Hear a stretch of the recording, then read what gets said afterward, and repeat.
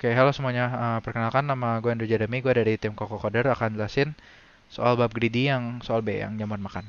Oke, mungkin sebelum kita mulai gue coba jelasin dulu ya soalnya secara singkat itu gimana.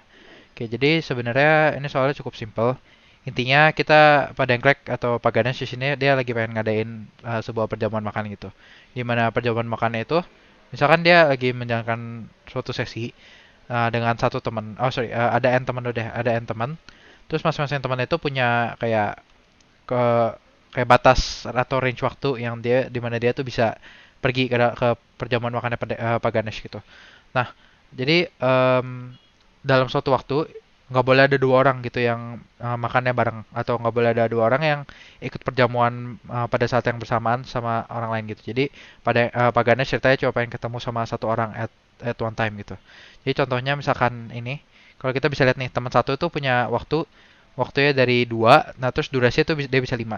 Nah, di sini bisa dilihat nih kalau misalkan 2 sama 5, berarti artinya dia itu bisa mulai dari waktu 2. Nah, terus durasinya 5 kan. Berarti kalau misalkan durasi 5 itu 2, 3, 4, 5, 6. Jadi dia bisa dari 2 sampai 6 kan. Kalau nih bisa dilihat di sini dari satu waktu 2 sampai 6. Nah, terus Pak Ganesh tuh ceritanya pengen milih gimana ya? Milih beberapa orang supaya orang yang bisa diundang ke dalam perjamuan makannya itu maksimal. Jadi contoh di sini kenapa jawabannya 3? Karena dia di sini bisa dilihat dia ambil teman satu 3 4. Oke, teman satu 3 4.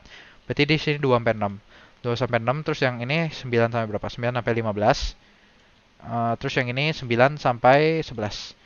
Jadi kalau misalkan sorry sebentar. Oh sorry 1 3 4 bukan 1 2 4. Berarti 2 sampai 6.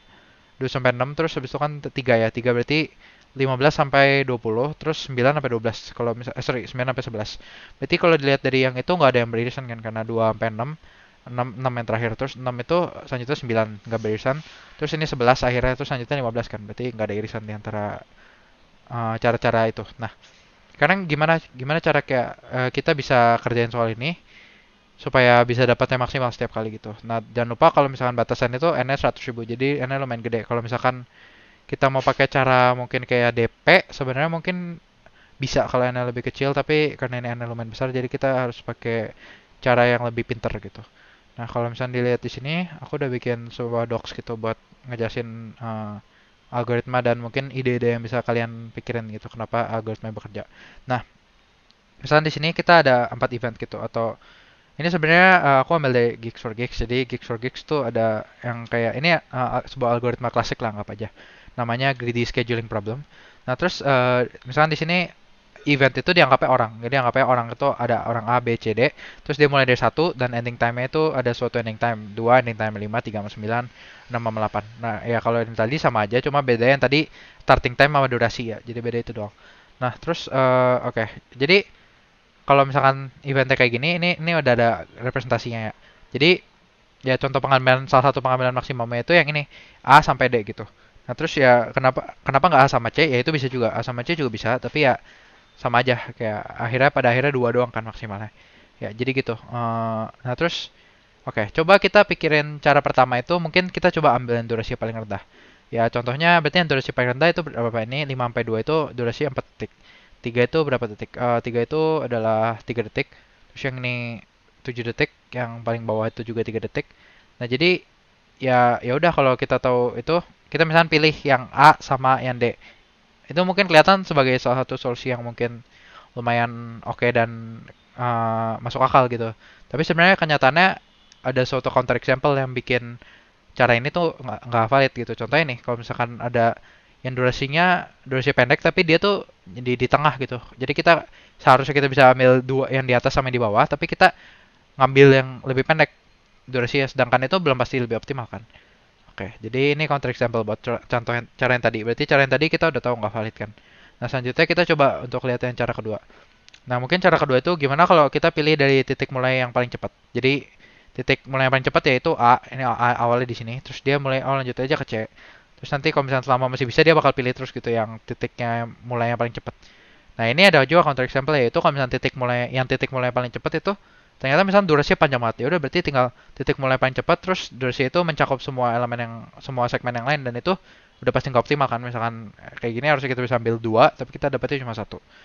Nah, coba sekarang kita pikirin cara ketiga, yaitu cara kita ambil selalu ambil segmen yang kita selalu ambil segmen pertama yang titik selesainya itu paling cepat. Jadi contohnya ini titik selesai kita lihat ya. Ini di sini, di sini, di sini sama di sini. Oke, terus kita ambil A. Oh, A itu titik terakhirnya titik selesainya paling cepat kan. Ya gitu, udah kita misalnya pilih ambil A. Habis itu A itu kita ambil A. Terus kita ambil lagi yang selanjutnya yang titik akhirnya paling cepat ya. In this case, oh yang titik akhir paling cepat dan masih valid ya. Jadi contohnya di sini, ini kan B itu sebenarnya titik akhirnya paling cepat di antara semuanya. Tapi B itu udah nggak valid kan karena B-nya itu tuh titik mulainya ada di dalam A. Kan kita nggak boleh ada intersection. Nah ya udah kalau begitu ya kita pilih ya D kan karena C itu kan titik akhirnya lebih lebih lambat daripada D gitu. Nah, jadi kenapa coba ini ternyata solusinya tuh optimal, selalu optimal gitu. Kenapa kenapa solusi ini selalu optimal? Jadi coba kita pikirin kasus segini deh. Kita bayangin saat kita misalkan lagi di A, kita ambil A, terus misalkan kita pilih yang titik akhirnya itu lebih lambat daripada D. Nih, maksudnya kayak yang kan yang tadi kita bilang selalu ambil segmen pertama titik saya paling cepat. Nah, jadi titik saya paling cepat yaitu D kan. Ya udah, misalkan kita pilih C. Kalau misalkan kita pilih C, berarti kita tahu kalau misalkan sebenarnya ada wasted space di sini antara D sama C ini, di mana kita tuh bisa harusnya bisa fit segmen lain yang kalau misalkan anggapnya ada segmen lain di antara D sama C gitu. Sebenarnya gue tuh bisa fit satu segmen lagi di sini. Tapi karena kita ambil C, jadi segmen yang seharusnya kita bisa fit itu nggak fit gitu kan. Jadi itu kayak semacam sebuah pernyataan bahwa kalau kita ambil yang setelah D, nggak mungkin solusinya lebih optimal daripada saat kita ngambil D gitu. Oke, jadi sebenarnya itu terbukti gitu kalau Gridio udah pasti optimal dengan cara kita ngambil segmen yang titik akhirnya itu paling cepat gitu. Yang selanjutnya yang masih valid yang mana? Udah gitu doang sih. Kalau misalkan mungkin nanti ada masih bingung atau mungkin nanti kamu butuh bantuan, nanti coba nonton video selanjutnya ya buat lihat implementasi buat soal ini. Oke, terima kasih semuanya.